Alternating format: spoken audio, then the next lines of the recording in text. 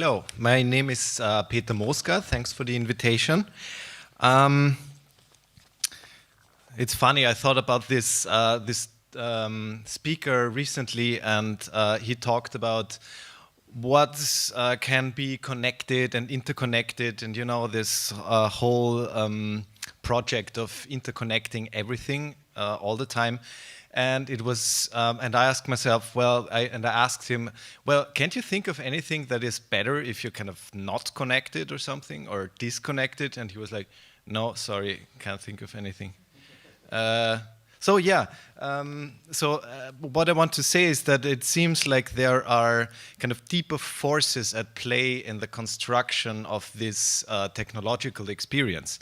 That is to say, maybe we want to create a sort of animism, a sort of connection with nature, with our surroundings, which got lost, you know, in the project of modernity. But now we want it back, and now we have to have technology to connect objects and to feel connected with something. But as an artist, you know, I wanted to skip technology and kind of engage in an actual animism. And I developed a practice which is called supercargo, which is a practice of a very, I don't know, maybe naive strategy of playing technology, of playing art, of substituting, of mimicking techno-capitalism, so to speak. But first, let me read a very nice introduction by a television series by Lars von Trier, which is called Riget, or The Kingdom Hospital. Please watch it. It's amazing if you're interested in science and hauntology and stuff. And the introduction to each episode of the series is this. The kingdom rests on ancient marshlands, where the bleaching ponds were. Here the bleachers moistened their great cloths, and the steam evaporating from the cloth shrouded the place in a permanent fog. Centuries later, the hospital was built there. The bleachers gave way to the doctors and scientists, the best brains of the nation and its most perfect technology. To crown their work, they called the hospital the kingdom. From now on, it would be measured and counted, and ignorance and superstition never to shake the foundations of science again. Maybe their arrogance became too pronounced in their denial of the spiritual world. For it is as the cold and the damp may have returned. Tiny signs of fatigue and erosion have appeared in the solid building. The living don't sense it yet, but the gateway to the kingdom is opening once again. So, very spooky. But actually, it is also like a good summary of the dialectics of the Enlightenment, the Frankfurt School of Philosophy, where they would describe this mythologicalization of the Enlightenment, of the modern world. How could it be possible, something like fascism or the Holocaust under an enlightened modern society, and so on? So I was always kind of interested in magic and in technology, probably for the last 10 years. And there are several reasons. One reason is very practical, because I think our globalized world, which is at our doorstep in every device, in every news channel, is pretty incomprehensible. We are like suffering like a global sublime. Everybody is confused and doesn't know what's going on. I think everybody, you know, and me too. So I try to just to engage with this world, not to understand it, but to do something, you know. And as I said, this Frankfurt School of Philosophy, Horkheimer and Adorno, they described something like the culture industry, you know, which would later be Debord's spectacle, which would be an industry of illusions, standardized objects to create this fabric of reality, you know. And kind of I wanted to engage with that, and then studying at digital art in Vienna and not being a programmer, I discovered the cargo cults. And I have to always tell this little story about the cargo cults to make it a little bit more accessible and understandable. The cargo cults supposedly developed on Melanesia, Vanuatu Island, where the native population suddenly witnessed the American army coming with planes and with rifles and headphones and this Western technology, but it was an indigenous society, so they had to make sense of it, but not as we, as we would do it in an oppositional way. Either this is not mine or I will adapt. But in a very funny way, the cargo cult is that those native populations started to replicate this technology with basic materials. So to say, they started to build giant airplanes from wood, from bamboo. They started to march with bamboo rifles as if it was a ceremony. To make like ritual push-ups, like they saw the US soldiers perform it. And well, the first thing that comes to mind is like, oh, they don't understand the function, the rationality about it, so it's maybe funny. But what is not so funny is that their technology worked. And what I mean by that is that they wanted to attract planes from the skies.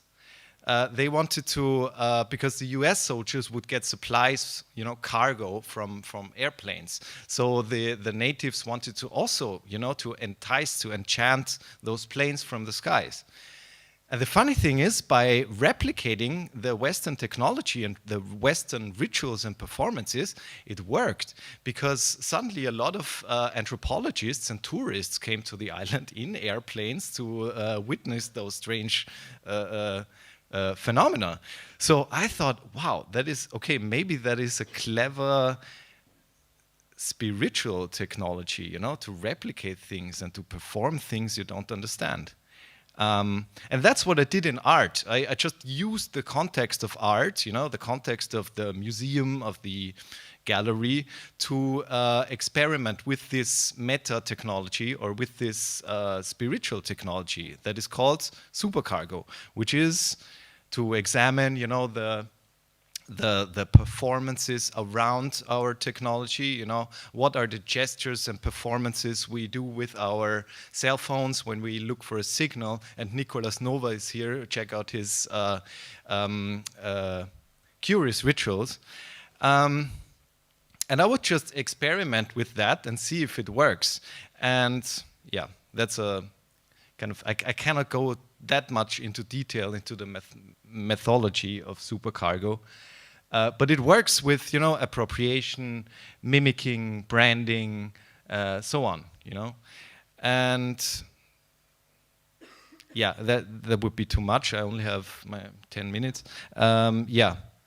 That was funny because it was atemporal, because I wanted to make like a retro thing, of my childhood, the VR thing.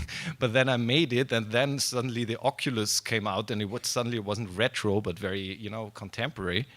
Yeah, and replicate all these technologies, camcorders, And also the cargo cults, it's a really nice narrative concerning desire, concerning like a collective desire towards technology. What do we expect? What kind of sensation of wonder of, what do we expect when we perform work and art? Do we expect like money and sex and fame and stuff like that?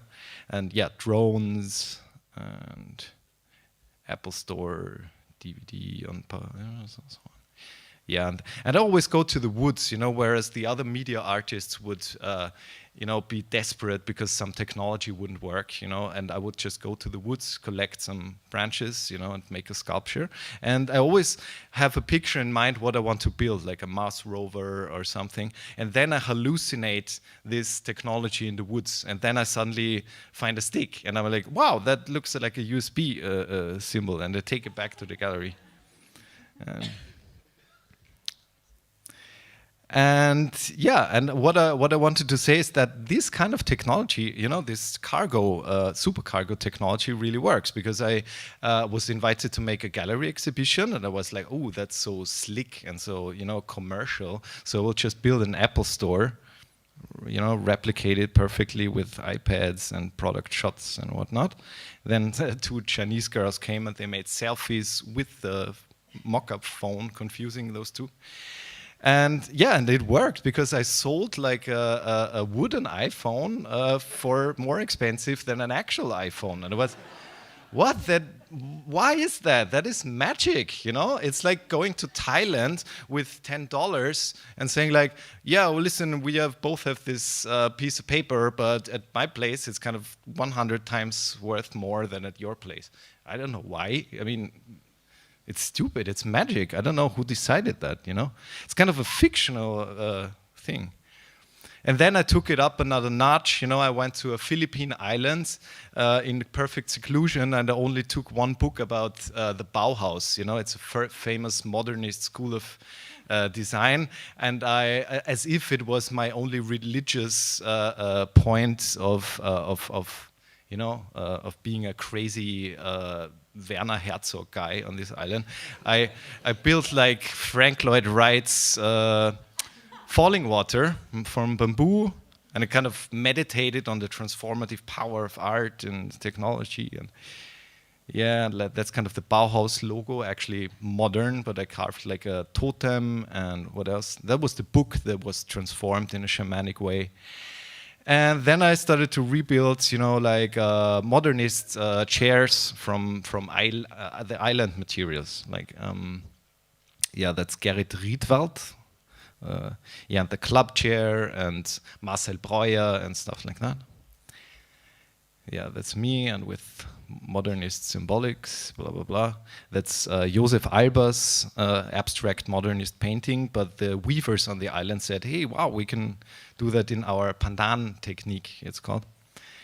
And so to say, with this replicating mimetic strategy of not being expressive and creative, I want to enchant something like supercargo, but I still don't know what it is.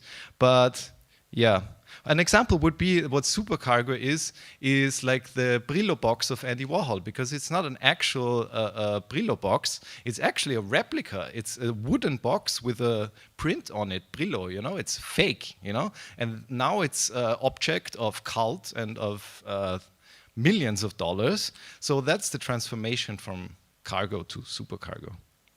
That's sort of Миром Господу помолимся.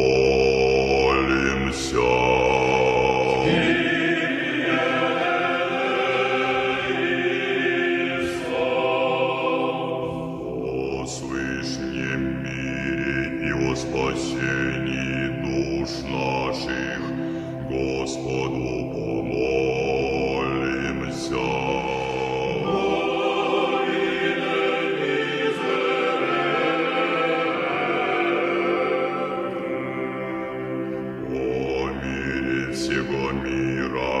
Благостоянии святых Божиих церквей и соединение всех. Yeah, well, and the supercargo practice also includes a blog where it would take all these fragments of brands and logos and, shamanic looking, cultic looking technologies. And how much time do I have left? 5 minutes, good.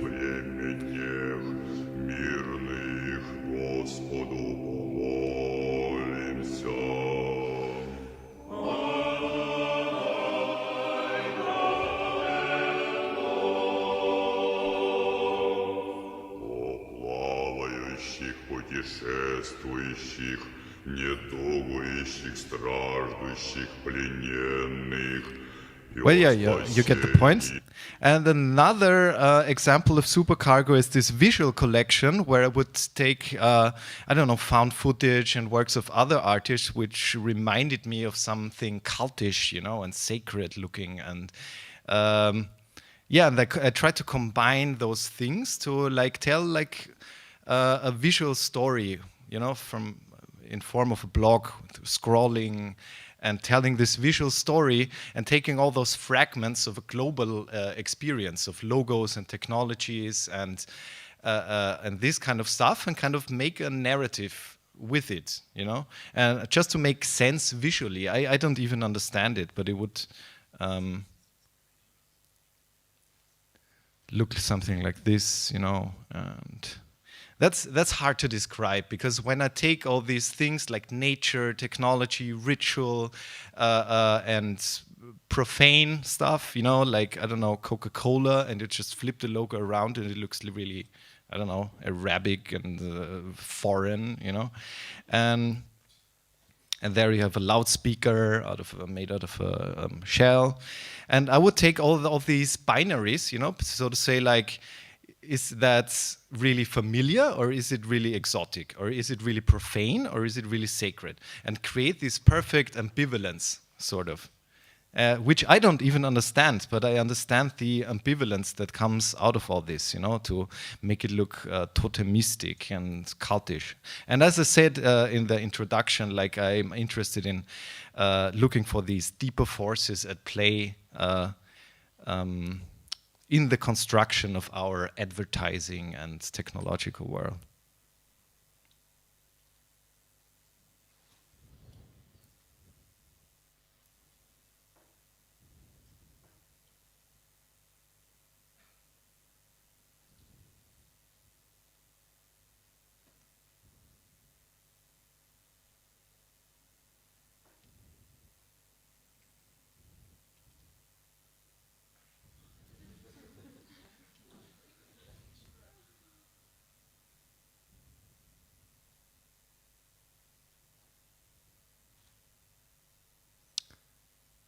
Yeah, you can scroll it to the end at home.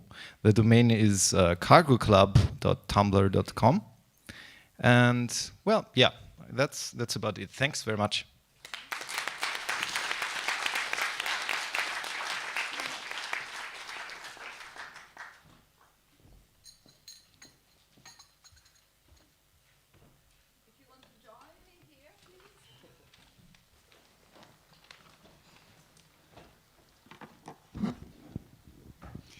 Okay, we have about 15 minutes for a conversation with our wonderful panelists, and then we have time for some questions from the audience.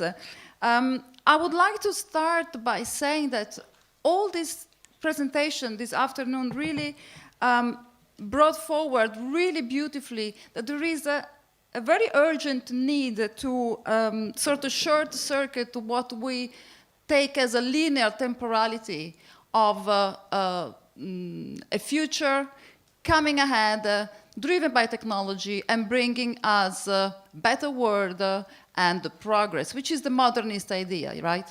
And it seems to me that all your presentations really are focusing on how actually what we need to do is to interrogate the past in order to think at the better present rather than a future. And Louise, you were talking about even the need of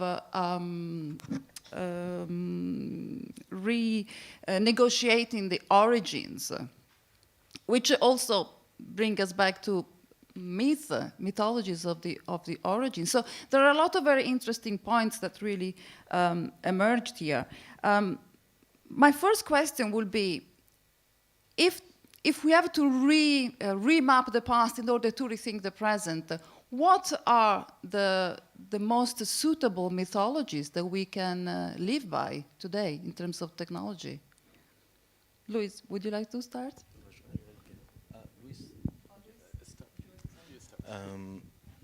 I would say that, like, this idea of rereading the past, like, on my side, is kind of inspired by the Frankfurt School somehow, and like especially Benjamin. And like, I like the idea that, like, how he was managing that, like, the present was like a kind of crystallized element of the past and the future in one kind of kaleidoscopic image. And so going back in the past, I think, or collecting like disparate elements, I think kind of provide this kind of kaleidoscopic image that can maybe help to envision potential futures. And I always think that yeah, we get to learn to learn, like looking at the successes and the mistakes that have been done.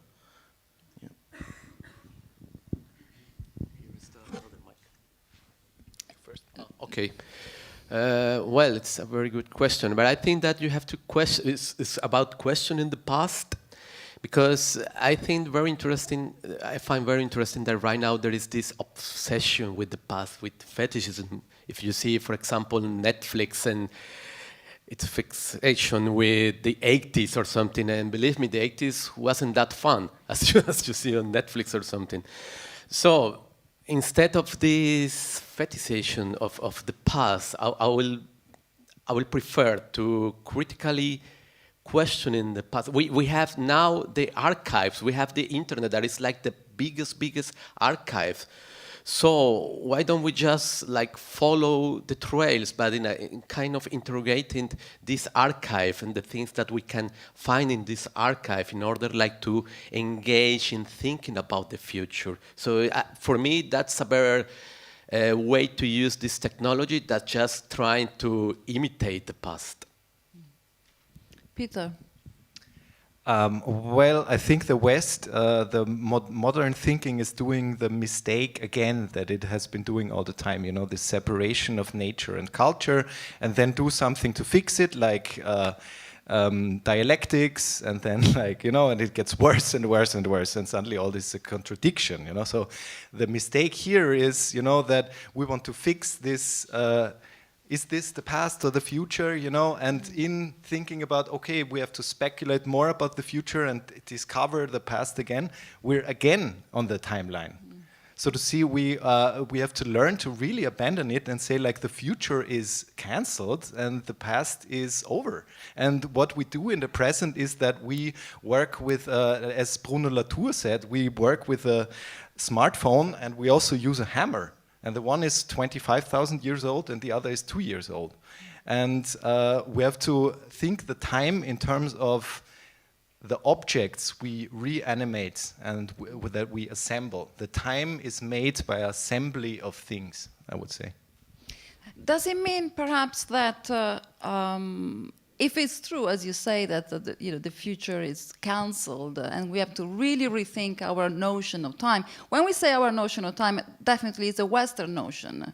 And this also, makes me think about your work, really harvesting different, completely different, non-Western notions of what time is, nature is.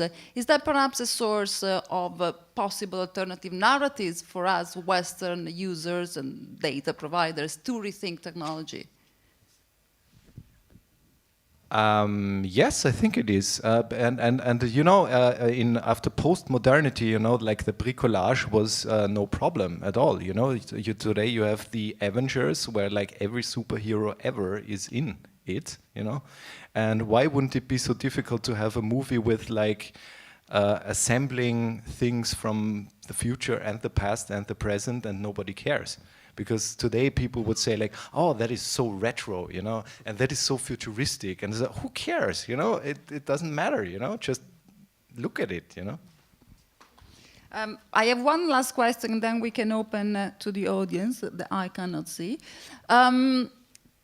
All these critiques are really inspiring and illuminating, but one other thing I'm thinking of, especially as an educator working with the designers and teaching the designers of tomorrow, I'm thinking how these ideas can actually make a tangible impact on the design industry, upon those corporations that actually are designing our technological future. How do you see this critique actually making a tangible impact, Joel? I'd say that like it's difficult because I'm not really in a position to influence like design industries. But as an educator, I would say that I think it's important to get an idea of, like kind of historical, socio-historical context that kind of provides some kind of values into the object that we consume on an everyday basis, and that we know that technology is not neutral. I think it's, the only little thing I could try to provide is just to be a little bit more conscious about the political aspect and the kind of ideas and values that are embedded into everyday object. Luis. Okay, I totally agree with that you have also to question and to be like more critical, but I think it's also about the community. The thing that I find very, very engaging from this magic or myth narrative is that it's always about this communal spirit, like to share histories with the other ones, and I don't know. So from that I was thinking about this magic, and then this idea of the open source software or the maker culture came to my mind, because it's always about the community. These two approaches to technology always are building about the community. Of course, I know that there is a very romanticism about them, and you can also make a critic about that, but at least I think that they are focusing the important thing, that it's like to share with other people. So I think that will be like a very interesting approach from designing, to think and designing things collectively or something. Is that what you meant when you talked about enchanted communities? Something I Yes, wanted to yes, ask yes, you. yes. Okay, that's quite an interesting idea.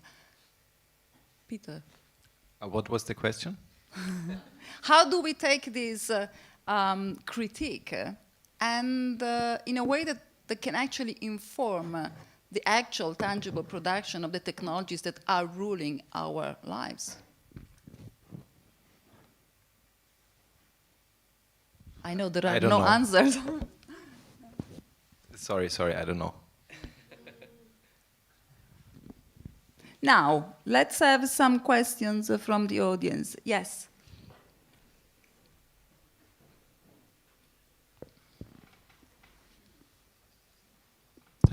Oh, there we go. This is a question for Peter. In these reenactments that you do, when you use phrases like describing things as looking to you like Arabic, or looking to you like shamanistic practice, are you not concerned that in fact what you are reenacting is colonialism and appropriation? Yes, very true. Very true, and it is a really, really important point that you make about appropriation and about colonialism. But you see, what do you? It is if you for example, say like the claim of cultural appropriation of for example, because that is what I do, and the thing is, with the practice of mimetics, of mimicking, of not having a self that expresses itself, I want to deeply question the essentialism that is a modern construct, and also with that comes the construction of an essentialism of shamanism, of other cultures than the modern culture, or the Western culture. And the notion of that is, I think, a notion of that there is an inherent essence in things, that there is something something white male in a white male, that there is something black in a black man, for example, And what I want to question is that it is always seen, the multiculturalism, for example, as a transfer of two separate beings, And what I want to look at is a sort of hyperculture, which lives from appropriation and reappropriation. Because in the case of the cargo cult, you could say which culture appropriated which, And the Americans weren't colonialists, the British people were. So it's a good question, but the claim of reenacting colonialism is very true. But if I want to go to the Philippines and find out about indigenous culture, I have to go there, and I have to go there as a white man. What else should I do, And so the thing is, I did. I mean, if there's an issue with you going there, is there? I mean, how could that be manifested in the work? Because it just didn't really feel like in the work you showed that there's any sense of reflexivity about the process that you're in that was coming through in that work. So it's presented kind of quite flatly in that sense. And perhaps there was space in the aesthetics to involve, you know, this critical reflection that you're talking about having around it. There doesn't, you know, the reason why I felt like compelled to ask that question is because it just didn't feel like it's there in how you presented it or what was being presented. Yes, that's the reason that that project in the Philippines, I was there for 3 months, and I was living with the fishermen, and I talked to scholars in the Philippines and to the people there all the time to find out about the culture, to find out about my culture, about the colonial past.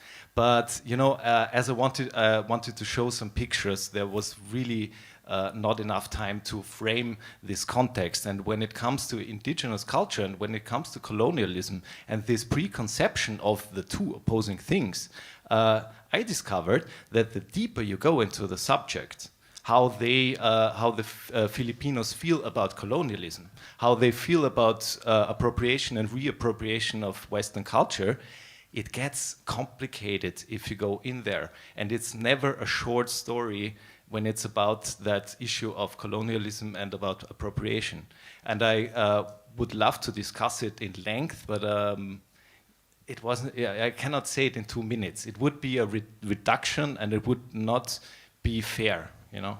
So I would love to explain it in detail how it was.